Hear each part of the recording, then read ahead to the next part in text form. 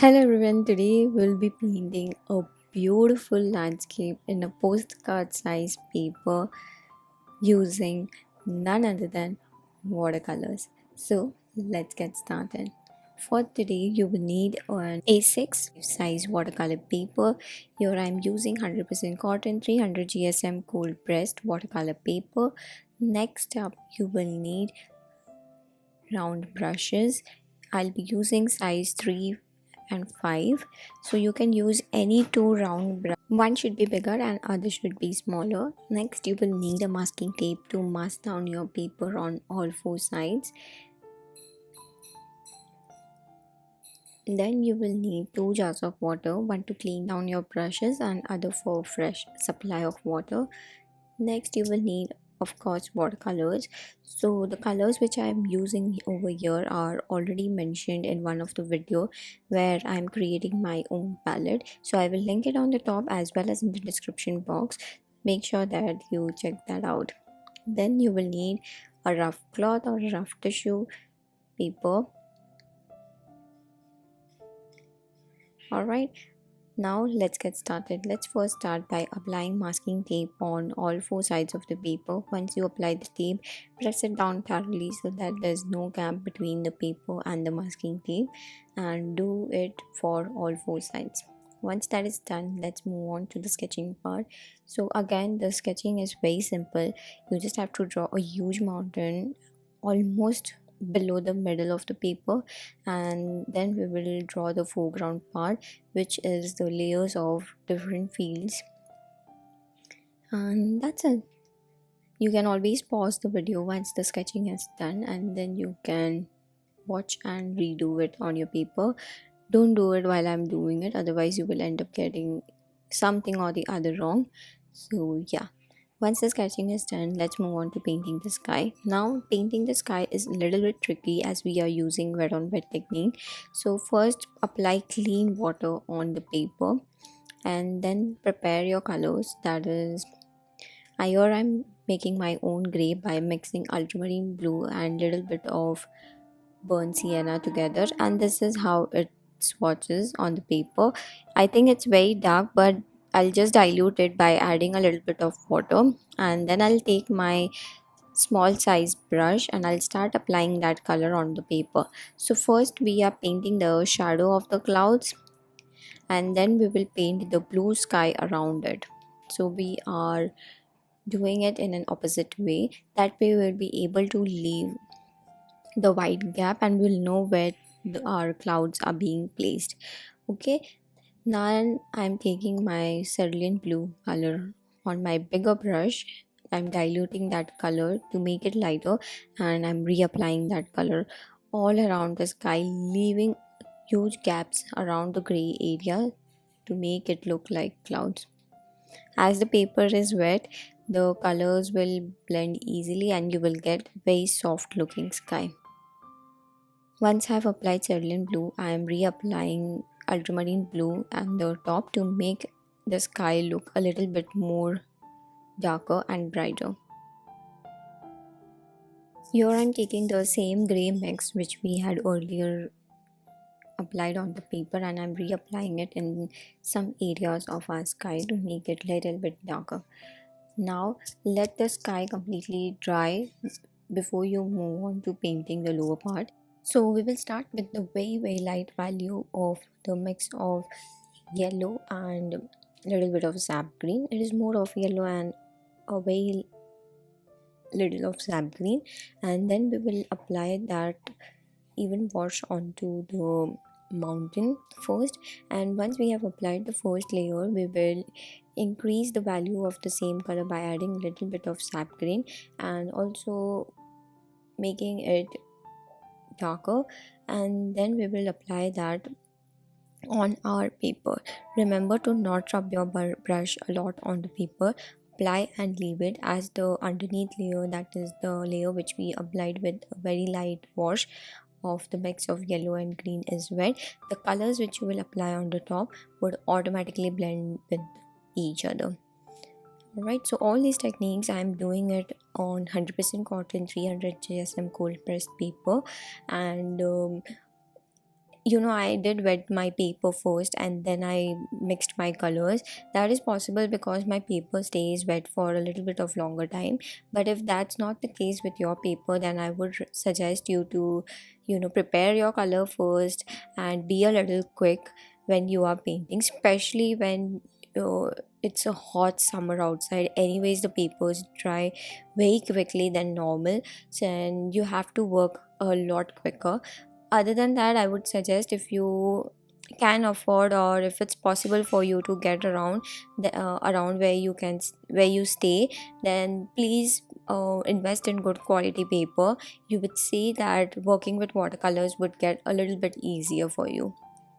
All right, so what I did is we just re-wet the sky area with clean water, and then I took my ultramarine blue and I applied it onto the top of the sky as well as a little bit at the bottom to make the sky a little bit darker, because I felt like it was looking very, very light once it was dried. All right, now once we have done that, we will move on to painting the foreground part. So the foreground part we will paint in lot of layers, because we want to create a little bit of depth in our foreground part. And so to do that, what we'll do is we will start with very light value of sap green and yellow color, and we will start painting the small bushes and trees. And once that is done and once that is dried, we will increase the intensity of the green, that is by adding more of sap green and less of yellow. And we will do the same strokes just on the top where we painted the earlier layer. And remember, whenever you are painting in layers, not to cover the underneath layer completely. Otherwise, what will happen is you will just see one color and there's no point in layering a lot of colors on it. So yeah, always start with light and then slowly just increase the value or make your greens darker, either by adding the base color, that is sap green, and reducing the yellow. And once that is done, you can also add indigo, Persian blue, ultramarine blue to make your green even more darker than its original value. All right, so here I'm just doing that. You will paint few trees and bushes on the foreground part. One thing you have to keep in mind is the trees which are near to us would be a little bit larger, and the trees which are in the background would be a little bit smaller, because they are a little bit far away from our viewpoint, and which are near to our eyes. And to create that a depth in our painting, we need to take care about that thing. All right, so yeah, I'll be linking all the supplies which I have used. Along with that, I will also link all the substitute of the materials which I'm using in the description box. In case those materials are not available in the area or the region where you are staying, you can always use that to get the similar or the same looking landscape or same looking colors.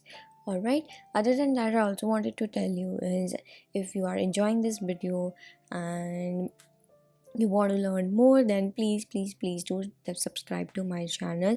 It motivates me to create more and more videos for you, as well as let me know how did you find this video in the comments down below.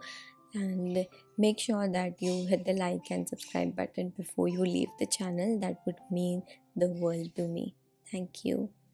All right, now let's get back to the painting. So once we have done the trees, we will start painting the trunk of the tree with the burnt sienna, or you can use any brown color which you have. And again, switch to the smaller brush to do this small details, because if you will use the larger brush, you will end up getting a thicker strokes which you don't want.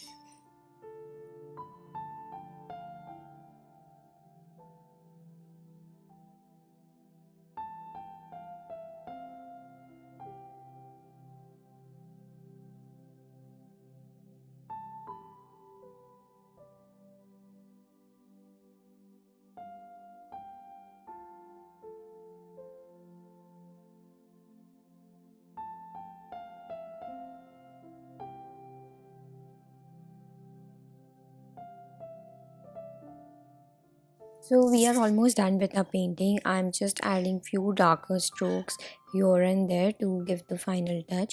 And with that, I will also take my dark yellow color and I will add a little bit of that on the top of the bushes, and I will just blend it using my finger.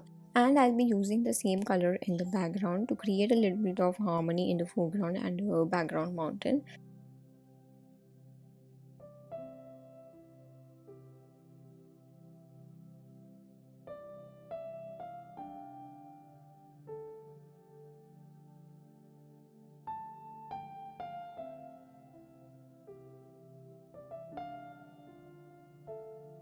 And I'll be repeating the same step with the permanent orange color or permanent red color, but this time I will create little tiny little flowers onto those grasses or the stems which we have painted.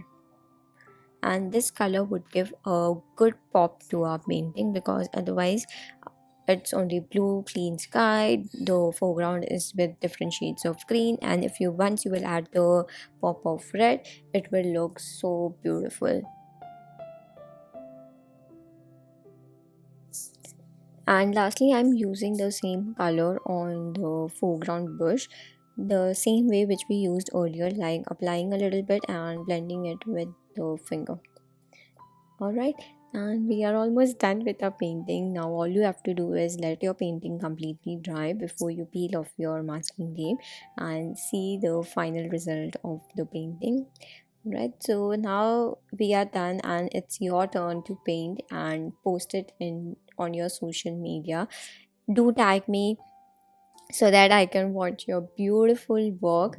I will link all of my social media links in the description box below, so that you can find, you know where to find me.